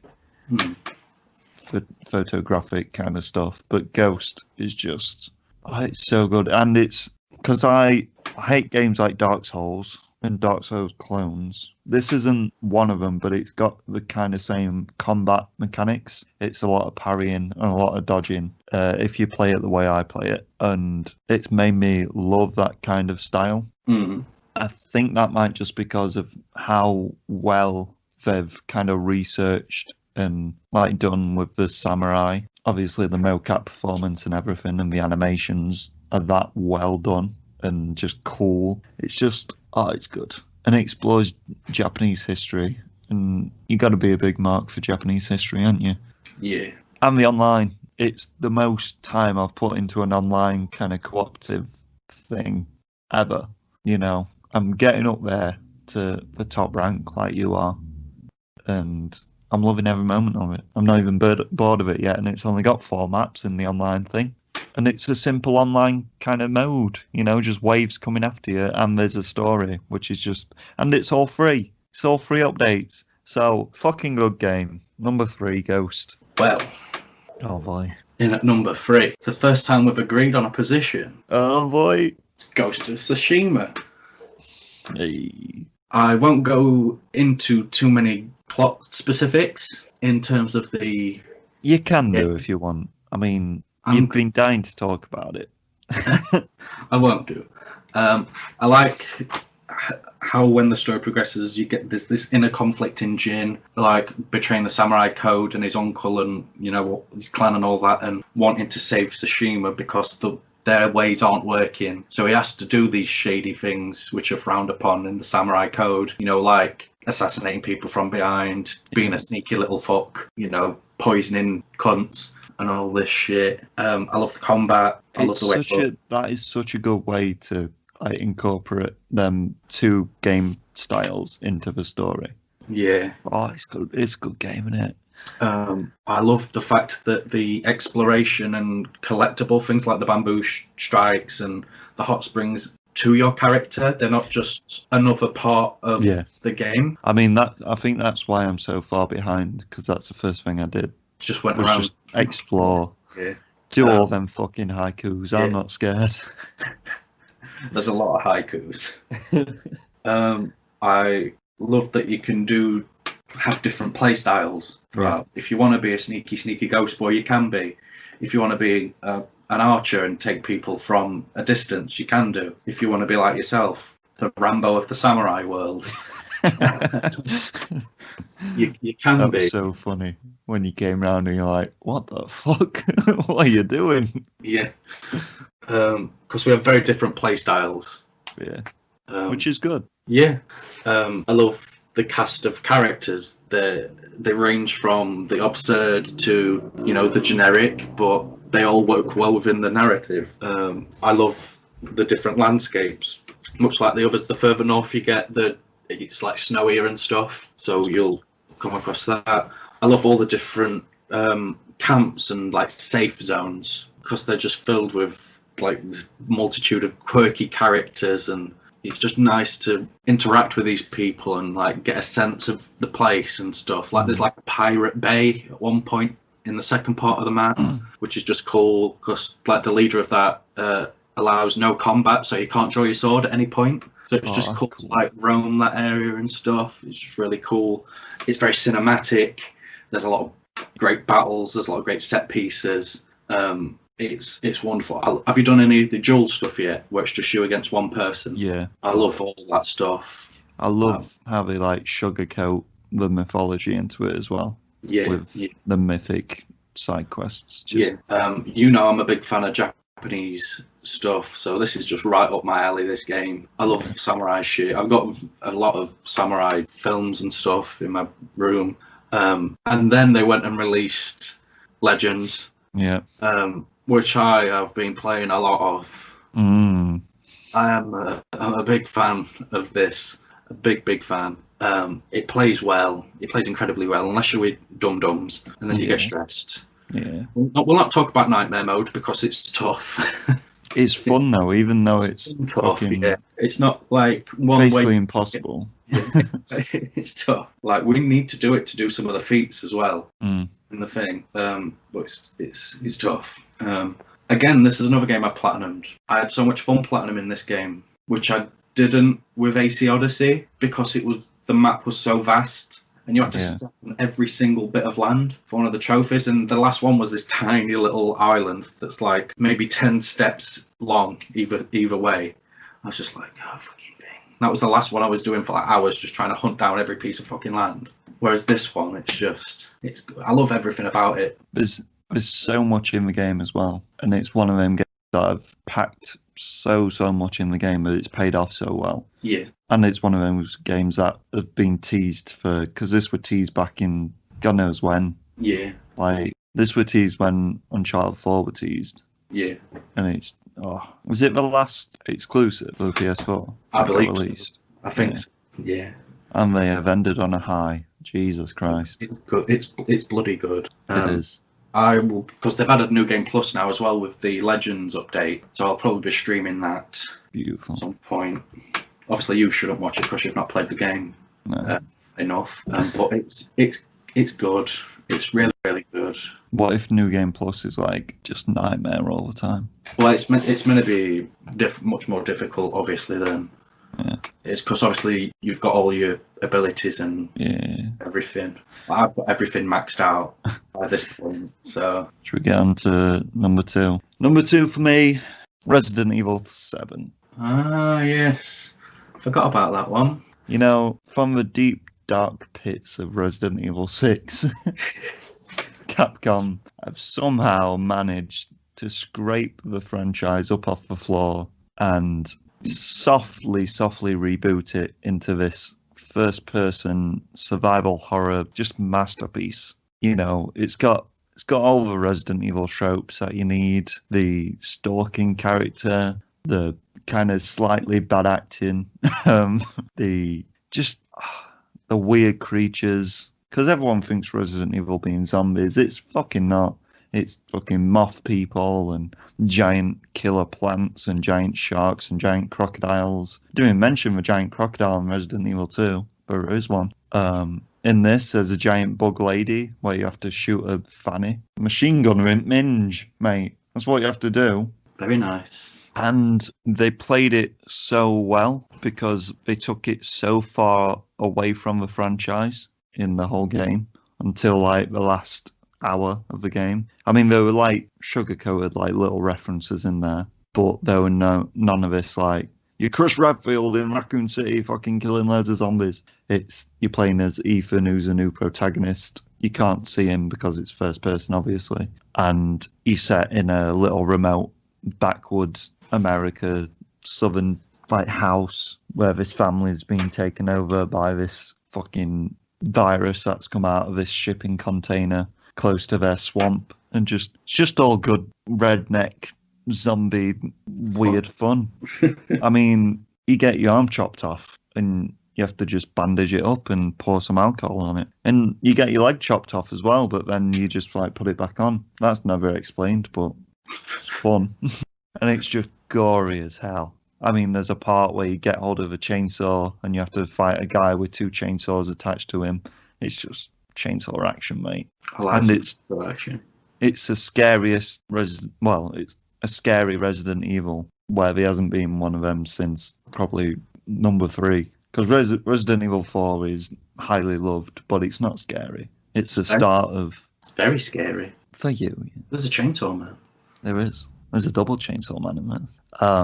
Resident Evil franchise kind of plays in 3s, because the first 3 were survival horror, fixed camera angles, gameplay, and the second 3 were more action orientated, third person, and now they're going into the first person perspective, which is cool. And yeah, like I say, they only kind of bring it into a Resident Evil universe at the end, where you get the Albert Wesker pistol and you shoot a big gooey monster, and then Chris Redfield comes down from a helicopter and he's like, hello. And you're like, you don't look like Chris Redfield. Yeah. It's an amazing game, though. I loved it. Resident Evil 7, number 2. Nice. Very nice. Well, in at number 2 for me is one that you've mentioned previously. It's Uncharted 4, A Thief's End. Nice. I mean, I'm struggling with what to say after what you said. It's good to see fleshing out a bit of the backstory, a little bit more. I like all the brother stuff. I still like it. I was just trying to think of why I put it low down.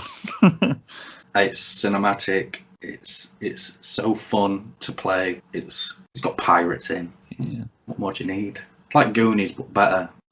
But it's not Goonies. Yeah. Great action, great combat. I'm not a fan of having to play Crash Bandicoot in it because I'm not a big Crash fan. And I haven't done that trophy because I can't complete that level. I did it first time by accident. Oh yeah. Yeah. Just balls, and then I fall into a cavern. I ain't got time for that shit. It is a good game. I like it. I love everything about it, and I don't know what else to say. It's a great story. It's a great way to cap off what is possibly my favourite game series of all time. I love Nathan Drake, the war criminal that he is. He kills a lot of men. He does. I regret putting it so low down now. I need to God, replay it's a good game. I need to replay him. Same. I know I've not really spoken a lot about it, and people might be like, why is it at number 2? But it is, so deal with it. You just have to play it, don't you? Yeah. Non-stop adrenaline action with a few kind of climby bits. It's the second best Uncharted game, in my opinion. Wow. It's just perfect action adventure game. Yeah, it is, to be fair. It's so fun to play. Better than Tomb Raider. Right. Because he's a man. Because men are better at everything. Even giving birth. And he doesn't almost get sexually assaulted like Lara Croft. Yeah. He's turns into a badass. Are we doing honourable mentions? Yes. Should I do mine first? Yeah. I'm just going to blast through mine. First one I put down was a launch title for the PS4. That's Infamous Second Son. I really love that because, again, it brought a franchise that was down on its knees. I made it suck its dick. And he plays a cool, fiery Ash kind of guy who can go through vents and shit. But yeah, it's just a fun game. Second one I've got is Batman Arkham Knight. It's not. I love the Arkham games, but it's not on there because it's not the best. Own it. Never played it. It's still a really good game, and it's probably my favourite. Well, the Arkham series is my favourite Batman thing that's been out ever. But yeah, Batman Arkham Knight. Next one, Until Dawn, which is a PS4 exclusive. The horror, make your own destiny kind of game. Really cool, slashers and all that shit. Next one, I was going to put on my list, but I haven't completed it, even though I love it. And many people are like, what the fuck? It's just a walking simulator. And that's Death Stranding, from the amazing mind of Hideo Kojima. You're trying to reconnect the world through basically Wi-Fi, but it's different. And then there's just this whole weird back. Hideo Kojima's a fucking mental person. He did all the Metal Gear Solid games, but he's just a really good storyteller, and it grabs you even though you don't know what's going on. And you can make Norman Reedus drink about 5 Monster Energy cans and then take a piss. So cool. What more do you want in a game? Next one is another Hideo Kojima, I'd say game, but it's a demo. Yeah, that's right. A demo's made it onto the honourable mentions. Yeah. And that is PT. Everyone knows about this game. It was going to be Silent Hill's the next Silent Hill game, but due to the falling out of Hideo Kojima and Konami, it got scrapped. But this fucking, don't know how long the teaser was, but this demo was just a masterpiece in horror gaming. It had Guillermo del Toro attached with it as well, and it was just the most mindfucky, scary ghost kind of shit ever. There was a fetus in a sink, man. Next one I haven't played, but I really want to play. That's Final Fantasy VII Remake, just because it looks pretty as fuck, and it's taken the better combat rather than turn-based. Wait, you haven't played this? Not the remake, no. But you've put it in your honourable mentions? Because I've played the demo, like I played the demo of PT. It's one of them games that I really want to play. That's why I tried to skip over it, mate. Detroit Being Human, Become Human, even. Own it, never played it. It's another story-based game, choose your own kind of destiny kind of thing. From the makers of Heavy Rain. And, Own it, never played it. And Fahrenheit. It was under another name, but I can't remember. But Fahrenheit's really good. Really like Fahrenheit. It's weird. But yeah, Detroit Become Human. Androids, are they cool? Are they gay? Who knows? Next one, GTA 5, just because of a masterpiece that it is and carries on being. Just Cause 3, it's fun, isn't it? The Just Cause games they're just mayhem. They're great. A Way Out, which is a 2-player co-op game, which really just perfects co-op gameplay in a game. And it has a twisty twist, and I like a twisty twist, don't I? You do like a twist. And the last honourable mention that I have is Outlast, because it's a spooky game and it's really cool. Nice. What about you? Tekken 7. Nice. Could have been a contender for the list, but it's no Tekken 3. Horizon Chase Turbo, which is a cool arcadey racing game I'm a big fan of. Super cool. Sonic Mania, much like a few of yours, it took a dead franchise and gave it a good shaft in and made a wonderful game. What else did I have? Because I forgot to write them down. Red Dead 2, because there's bits of it I enjoyed. I can see why. It tries to grab one audience, I'd say, kind of thing. Human Fall Flat, I've been enjoying. Wow, okay. It's an honourable mention. It's not in the top 10. Honourable mention could mean it's like 25th. All right. Bitch. Jesus. What else did I have? There's others, but my mind's blanking. What games have I played? Rocket League would be on the honourable mentions list. Just Fall Guys. No. No. Yeah, so that's just a few of mine. Nice. I could. Sleeping Dogs, I'm going to say it. Yay. No, Sleeping Dogs is now number 1. Yeah. I've changed the entire list, yeah. And on to the best PS4 game that's ever been made, apparently. I know what yours is. I knew from the start.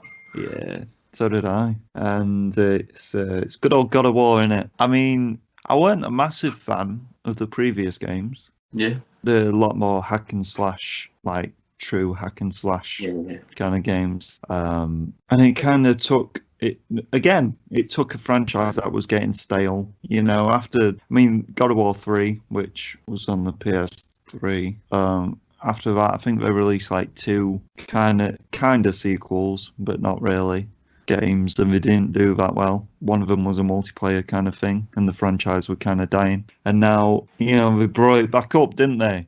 And rejuvenated it, made it an over-the-shoulder camera, third-person perspective, gave him a fucking axe, made him a Viking, and was like, here, go and fuck these Norse gods up now. You fuck the Greek ones up, you bastard. And, like you say, it's so pretty. The story's so simple. They want to scatter the mum's ashes at the top of the mountain. And then they start uncovering secrets. And it's just that first boss fight with Balder. That's fucking beautiful. He just smashing his head into that fucking pillar. You're like, fucking die! It's really gets the rage out. Yeah. What else to say about the game? The sun. The bit of the game where I was worried if it were just going to be an escort mission for a whole game, but it's not. The sun's actually useful, and you don't have to worry about him. I mean, I love how because I was like, are they just rebooting it then when the trailer came out? So like, how are they gonna explain that he was the god of war, the Greek god of war, and now he's in Norse mythology? Like, what's going on? But I like the way, like, how they do that, how he starts seeing visions of Athena and stuff throughout the game. And then towards the end of the game, you obviously get his original weapons. And then you tell your son that he's a god. And I'm a big Norse mythology guy. And it brings the lesser known Norse gods in, like Balder. And I'd say like Frigga or Freya, whatever you want to call her, who should be more well known because it's like Odin's wife and stuff, but she's not. And Thor's brothers as well, which are played by Nolan North and Troy Baker, which is funny because they played brothers in that other game, didn't they? Yeah. Well, is there anything? And the plot twist at the end, because you've got to, haven't you? You've got a little Loki by your side. And it's going to be interesting because, you know, obviously, he's cool in it. It's a good game. Because the big snake guy's like, I recognise you. See your son, and you're like, what the fuck? Because obviously in Norse mythology, Loki gives birth to the big snake right to his bum. So don't know how there's gonna be some timey-wimey shit in this Ragnarok game, and you're probably gonna have to kill your son, and it's hard because you've just been through this whole journey with him, and he's gonna turn evil. And it's just good, innit? And I'm a big mark for it. And as I said, I weren't a massive fan of the other games, and the combat in this is just so beautiful. It's crisp, isn't it? Yeah, the way you throw your axe at one guy and then just beat the shit out of another. I'm a fan just of the pummel axe. them, suplex them, fucking rock bottom them if you want. Who knows? Oh, it's good. It's good. Best PS4 game, apparently. What's your number one, you big flappy bird? Well, What's it? I don't know what it's going to be. I'm kind of worried. you're worried? What do you think it's going to be? What if I hate it? You might hate it. I really don't know. If it's Thomas Was Alone, mate, I'm going to kill you. Well, it's a compilation game. It's Uncharted, the Nathan Drake collection. Oh, what a bitch. What a bitch. It's not even a PS4 game. Yeah, it is. It's there. It's there. Oh, man. It's there. Yeah, I know. I can see. What more is there to say? The greatest game of all time is in this collection. And one of the other greatest games of all time, Uncharted 3 is in it. Also, Uncharted 1 is. Yeah, Uncharted 1. Uncharted 1 is a really good game. It's just not good enough, goddamn jet skis. You're a little bitch, aren't you? Why am I a little bitch? You put a collection of PS3 games as the best PS4 game. Yeah. That's just not very nice to PS4, mate, which is one of the best consoles ever. I know, that's why this game's number one. It's an actual PlayStation 4 game. It's an official release. Here I am, going into detail about God of War. It's just Tsushima at number 3, and you've not even played it. I've played it. In your honourable mentions, you put 2 demos. I mean, PT would probably be in some of people's top 10 lists. Yeah, probably would be. Not the Uncharted Drake collection, whatever the fuck it's called. Nathan Drake collection. It's an actual official release. You go online and look at any like top 25 PS4 game lists. This game will be in all of them. Top 25, maybe. Yeah, being like the top 5, guaranteed. No. Guaranteed. What were your second one? What were my number 2? Uncharted 4. So Uncharted 4 really is your best PS4 game. No. Yeah. Uncharted, the Nathan Drake collection. Uncharted 1, 2, 3, and 4 are your favourite PS4 games. Yes, and when I play Lost Legacy, that'll probably be number 3. Nice. Uncharted, the Nathan Drake collection. Greatest PS4 game of all time. As voted by the viewers at home. That was top 10 PS4 games. But yeah, that's a big pineapple done. Also, Uncharted, the Nathan Drake collection. Wrestling news. WWE star and Twitch star Paige was being stalked, weren't she? Yes. By you. Grandad Dick. I mean, I won't be surprised. He's a mark for them anal Page videos, isn't he? Yes. But yeah, what happened, mate? There's like some stalker, and then they got arrested. They got arrested, so she's not getting stalked anymore. No. Who else did this happen to? The Riot Squad. It people. was Sonia. Sonia Deville. Yeah. I mean, it's just time for stalkers, isn't it? I don't believe this guy had weapons like that one, but still. Just wanted to get in her ass. Probably. Who can blame him? Jake Roberts has got lung disease. He's suffering with chronic lung disease, apparently. Who is Jake Roberts? Given the stuff he's put his body through over the years. Who is he? You don't know who Jake Roberts is? For the viewers that don't. One of the greatest wrestlers of all time. He's got a snake, hasn't he? Yeah. He used to love smoking crack. And he's on AEW. Did he actually love to smoke crack? I've seen him do it. Is that why he's got lung disease? Probably. Plus, he was a big old alcoholic. Ah. Clean sober now, though. Oh, yeah. There's a good documentary called The Resurrection of Jake the Snake Robert. Oh, is it about him? And DDP yoga and all that. It's great. It's a great documentary. DDP is cool. Highly recommend watching that documentary. I don't think people should. I think you should jump off a fucking building. And last bit of wrestling news. Tony Chimel released from WWE. Yes. A man who's worked for the company for what? 35 years? They just were like, nah, mate, silly in a bit. Yeah. What does he do? He was a ring announcer type person. You'll recognise him if you saw him. Was it the guy who goes, one fall, and then everyone goes, one fall? No. Not cool then, is it? Shut up. The full teams for Survivor Series have been announced, haven't they? Not all of them. The ones that matter. Oh no, SmackDown men haven't been announced yet, have it? So, don't matter then. I know Matt Riddle's only called Riddle now. Really? Yeah, it's hilarious. It's hilarious. Why? Just because he nons that one person? Yeah, I think so. Changing the name does not exclude them from the bad things that they've done in their life. I murdered someone. Just get rid of your first name, mate. It'll be fine. Yeah, so he's just called Riddle. Oh, these people should have all stayed on the indies. Yeah. Is that the end of the episode? Have you got any shout-outs, any awareness? Shout out to my boy, Spanish Anthony. Hey. I wish him nothing but horror and pain. Pain and horror. Made me not trust anyone called Anthony. Oh no, that's my name. Shall we end the episode? And follow our Twitch at Mr. Pineapple's Wonder Hour on there. We haven't done socials for like years, have we? Yeah. Everyone who watches. Yeah. Where are you going? You quitting? Yeah, I've had enough. That's it. No. Follow us on OnlyFans at Mr. Pineapple's Wonder Hour, and any other kind of OnlyFans things at Mr. Pineapple's Wonder Hour. We are on Pornhub at Mr. Pineapple's Wonder Hour, and yeah, please send us money. And we should upload the podcast to Pornhub. If you want to. I know. Should we give a shout out to you? Because by the time we record next time, it would have been your birthday. So, happy birthday, Mr. Pineapple, for the future. Pineapple Massive. 27 years on this godforsaken planet. Jesus. You know what I watched the other day? Me being born. SpongeBob, the new movie. Any good? It's alright. You know what else you watched the other day? Eastern Condors. I did.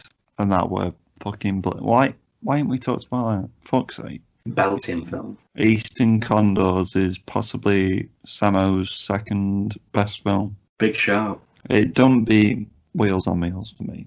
Wheels on Meals is great. But it's fucking good. It's a really emotional film. It's not when you have the English dub on it. Because Jesus Christ. Yeah. Did you watch it? You watched it with a dub then? Yeah. And do you know when the guy's brother dies? Yeah. The guy's like, no, brother!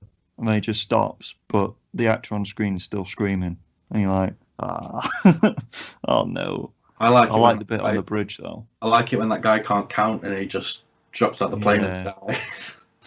It's good, isn't it? I like how he gets one of them plants out of Spiky's fucking goes whoosh and it sticks into. Oh, Biennuel, well, that guy, fucking, he's good, isn't he? I need to rewatch it with his fucking trike with the balloons on. I need to get my Sammo Hung collection back from you now. You do. You're not gonna know. Sorry. I am. Just buy it yourself. No. Do it. Sammo's a lad. He is. You need to watch Dragons Forever now. I do. Right, let's end the episode. Fuck you, Seaton. Ginger bastard. And stay fresh. Stay fresh. Take a ride on Tony the Pony. Take a ride on Tony the Pony. Please take a ride on Tony the Pony with Mr. Pineapple. Oh yeah, it's Mr. Pineapple's Wonder Hour.